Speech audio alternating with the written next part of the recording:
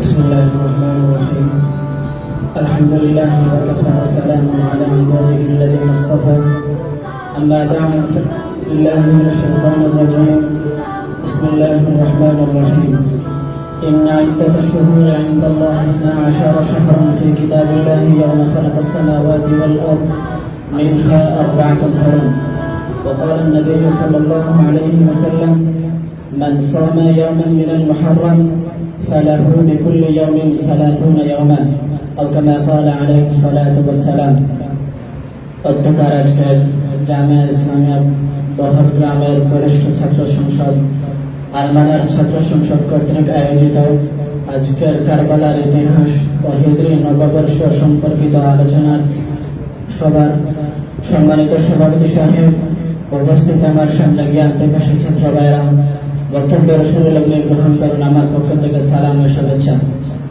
সম্মানিত উপস্থিতি, আজকে আমার বিষয়বস্তু হচ্ছে মাহে মুহররমের গুরুত্ব ও তাৎপর্য। আসলে বিষয়টি যদি আলোচনার জন্য ইতিপূর্বে বলা হতো বা 1 সপ্তাহ পূর্বে বলা হতো তাহলে খুব বেশি ভালো হতো।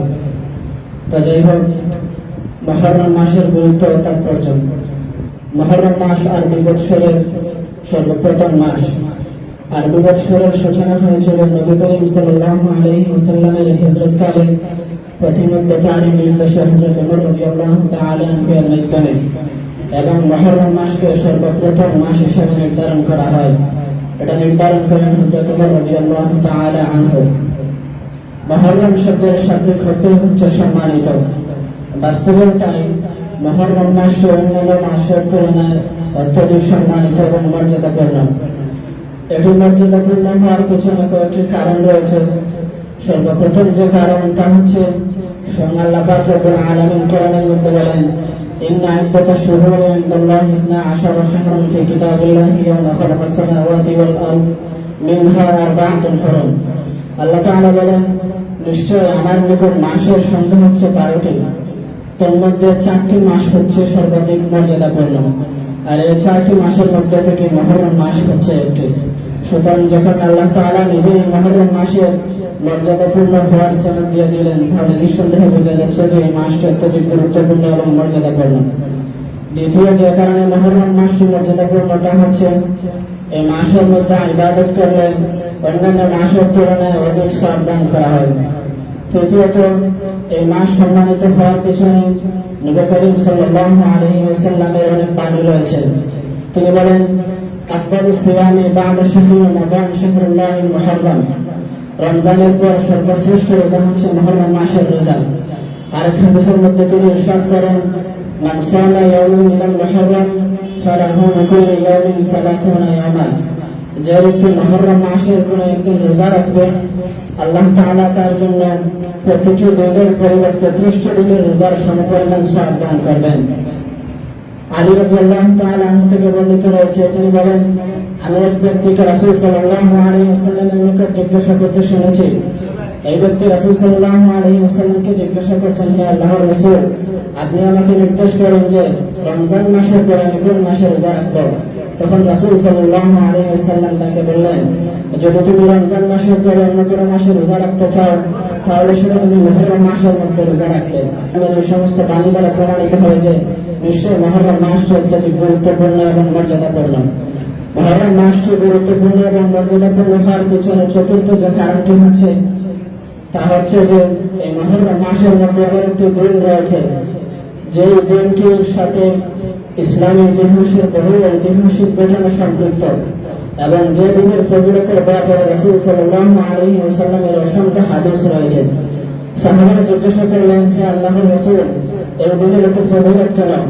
রাসূল সাল্লাল্লাহু আলাইহি ওয়াসাল্লাম বললেন, এটা তো এমন দিন যেদিন আল্লাহ তাআলা আকাশ সমূহ, পাহাড় সমূহ যেদিন আল্লাহ তাআলা সৃষ্টি করেছিলেন। এটা তো ওই দিন যেদিন আল্লাহ তাআলা আদম আলাইহিস সালামকে সৃষ্টি করেছিলেন, এবং আদম আলাইহিস সালামকে এই দিনের মধ্যে আল্লাহ তাআলা জান্নাতের মধ্যে প্রবেশ করেছিলেন। আদম আলাইহিস সালামের তওবা আল্লাহ তাআলা এই দিনের মধ্যে কবুল করেছিলেন। হযরত নূহ আলাইহিস সালামের জামানায় প্লাবন ঘটার পর নূহ আলাইহিস সালাম জমিনের মধ্যে পদার্পণ করেছিলেন যেই দিনে, সেই দিনই হচ্ছে 10ই মুহররম। হযরত ইব্রাহিম আলাইহিস সালাম জন্মগ্রহণ করেছিলেন এই 10ই মুহররমের মধ্যে। হযরত ইব্রাহিম আলাইহিস সালাম নমরুদের অগ্নিকুণ্ড হতে নাজাত পেয়েছিলেন এই দিনের মধ্যেই। হযরত মুসা আলাইহিস সালাম এবং বনী ইসরাঈল ফেরাউনের কবল থেকে মুক্তি পেয়েছিল এই দিনের মধ্যেই, এবং আল্লাহ তাআলা ফেরাউনকে ডুবিয়ে মেরেছিলেন এই দিনের মধ্যেই। হযরত ঈসা আলাইহিস সালাম জন্মগ্রহণ করেছিলেন এই দিনের মধ্যেই, এবং ঈসা আলাইহিস সালামকে আকাশে উঠিয়ে নেওয়া হয়েছিল এই দিনের মধ্যেই। হযরত ইয়াকুব আলাইহিস সালাম দীর্ঘ চিন্তা চেতনার পর হযরত ইউসুফ আলাইহিস সালামকে ফিরে পেয়েছিলেন এই দিনের মধ্যেই। হযরত আইয়ুব আলাইহিস সালাম দীর্ঘকাল ভূকম্পে থাকার পর এই দিনের মধ্যে তিনি রোগ মুক্তি পেয়েছিলেন। হযরত জিবরাইল আলাইহিস সালাম আমাদের নবীর নিকট সর্বপ্রথম ওহী নিয়ে এসেছিলেন এই দিনের মধ্যেই। হযরত এই দিনের মধ্যে আকাশ থেকে সর্বপ্রথম জমিনের মধ্যে বৃষ্টি নাযিল করা হয়েছিল। এই দিনের মধ্যে আল্লাহ তাআলা নদ নদী সমূহ, জমির নদ নদী এবং পাহাড় সমূহ এই দিনের মধ্যে সৃষ্টি করেছিলেন।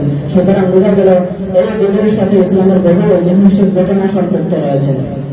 এই দিনের মধ্যে রাসূল সাল্লাল্লাহু আলাইহি ওয়াসাল্লাম রোজা রাখতেন এবং সাহাবা কেরামকে এই দিনের মধ্যে রোজা রাখার নির্দেশ দিতেন।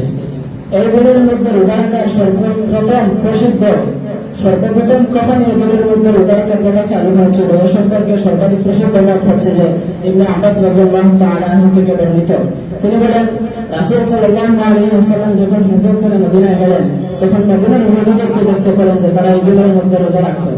রাসূল সাল্লাল্লাহু আলাইহি ওয়াসাল্লাম তাদেরকে রোজা রাখার কারণ সম্পর্কে জিজ্ঞাসা করলে তারা বললেন, এই দিনের মধ্যে আল্লাহ তাআলা বনী ইসরাঈলকে ফেরাউনের কবল থেকে নাজাত দিয়েছিলেন, সেই জন্য মুসা আলাইহিস সালাম শুকরিয়াতান এই দিনের মধ্যে রোজা রাখতেন, আর আমরা তার অনুসারী, সেই জন্য তার অনুসরণার্থে আমরা এই দিনের মধ্যে রোজা রাখি।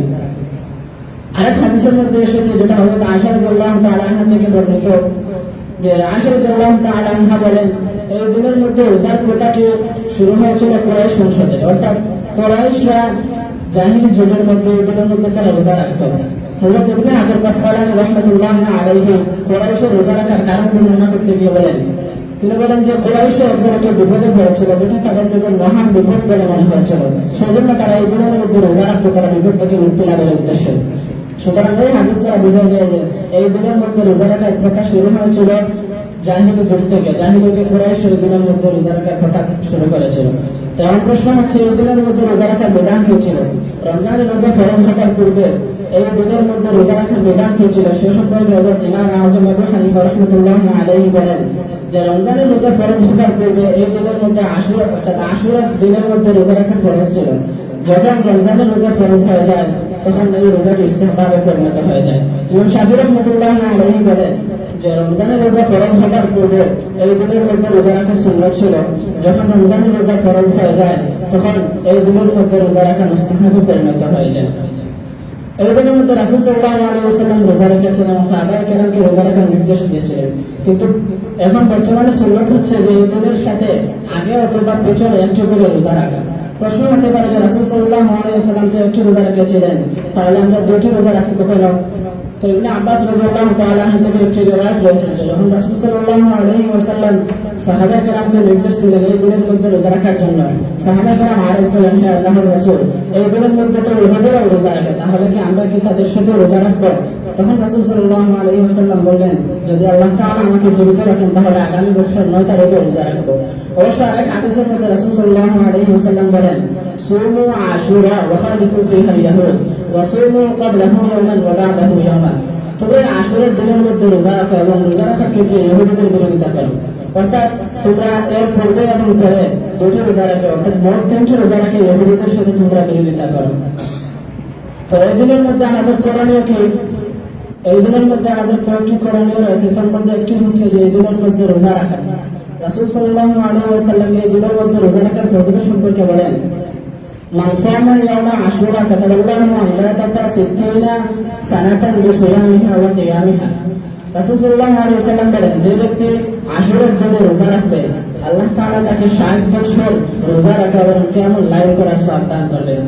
আরেক হাদিসের মধ্যে এসেছে রাসূল সাল্লাল্লাহু আলাইহি ওয়াসাল্লাম বলেন, মান সামা আশুরা মিনাল মুহাররম من صام عاشوراء من المحرم أعطي ثواب 10,000 شهيد وثواب 10,000 حاج। রাসূলুল্লাহ সাল্লাল্লাহু আলাইহি ওয়াসাল্লাম বলেন, যে ব্যক্তি আশুরার দিনে রোজা রাখবে আল্লাহ তাআলা তাকে 10,000 শহীদের সওয়াব দান করবেন এবং 10,000 হাজীগণের সওয়াব দান করবেন। আমাদের আরেকটি করণীয় হচ্ছে যে এই দিনের মধ্যে যথা সম্ভব আমরা পরিবার পরিজনদেরকে ভালো খাবার খাওয়ানোর ব্যবস্থা করব। এক্ষেত্রে রাসূল সাল্লাল্লাহু আলাইহি ওয়াসাল্লাম বলেন, মান ওয়াসআ আলা আয়ালিহি ওয়া আহলিহি ওয়াসআ আল্লাহু আলাইহি, মান ওয়াসআ আলা আয়ালিহি ওয়া আহলিহি আশুরা ওয়াসআ আল্লাহু আলাইহি সাইরা সানাতিহি। যে ব্যক্তি তার পরিবার পরিজনদেরকে আশুরার দিন ভালো খাবার দাবার খাওয়ানোর ব্যবস্থা করবে, আল্লাহ তাআলা তাকে সারা বছর ভালো খাবার দাবার খাওয়ার আল্লাহ তাআলা তাকে তৌফিক দান করবেন। এই দিনের মধ্যে আমাদের আরেকটি করণীয় হচ্ছে যে যথা সম্ভব যদি আমরা পারি তাহলে কোনো রোজাদার ব্যক্তিকে ইফতার করানো। এক্ষেত্রে রাসূল সাল্লাল্লাহু আলাইহি ওয়াসাল্লাম বলেন, মান আফতারা ইয়াওমা আশুরা মুমিনান ফাকান্নামা আফতারা জামিআ উম্মতি মুহাম্মদ সাল্লাল্লাহু আলাইহি ওয়াসাল্লাম ওয়া আশবা'a বুতুনাহুম। যে ব্যক্তি কোন মুমিনকে আশুরার রাত্রে ইফতার করালো, সেজন্য রাসূল সাল্লাল্লাহু আলাইহি ওয়াসাল্লামের সমস্ত উম্মতকে ইফতার করালো এবং পেট ভরে খাবার খাওয়ালো। এই হচ্ছে কোরআন হাদিসের আলোকে আশুরার মাহে মুহররমের গুরুত্ব, আশুরার গুরুত্ব ও তাৎপর্য এগুলো সহিহ হাদিস দ্বারা প্রমাণিত। কিন্তু পরিতাপের বিষয় হচ্ছে আমাদের সমাজে কিছু বেদাতীরা অনেক বেদাত চালু করে ফেলেছে এইগুলোকে কেন্দ্র করে। তারা এই দিনকে আশুরার দিনকে ফজিলতপূর্ণ মনে করে।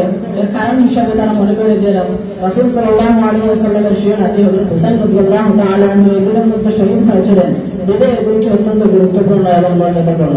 বস্তুত বিষয়টি এমন নয়, বরং আসল বিষয় হচ্ছে যে হযরত হুসাইন রাদিয়াল্লাহু তাআলা আনহুর সৌভাগ্য যে তিনি এরকম একটি মর্যাদাপূর্ণ এবং ফজিলতপূর্ণ দিনে শহীদ হয়েছিলেন। তারা যে সমস্ত বেদাত চালু করে নিয়েছে এই দিনের মধ্যে হুসাইন রাদিয়াল্লাহু তাআলা আনহুর শহীদ হওয়াকে কেন্দ্র করে, তার মধ্যে একটি হচ্ছে যে তারা এই দিনের মধ্যে হুসাইন রাদিয়াল্লাহু তাআলা আনহুর স্মরণার্থে হাত প্রকাশ করে, তারা এই দিনের মধ্যে সুন্দর বিতরণ করে, তারা এই দিনের মধ্যে বোমা ফুটায়, পটকা ফুটায়, তারা এই দিনের মধ্যে মাখামাখি করে, তারা এই দিনের মধ্যে সুন্দর বিতরণ করে মানুষের মধ্যে।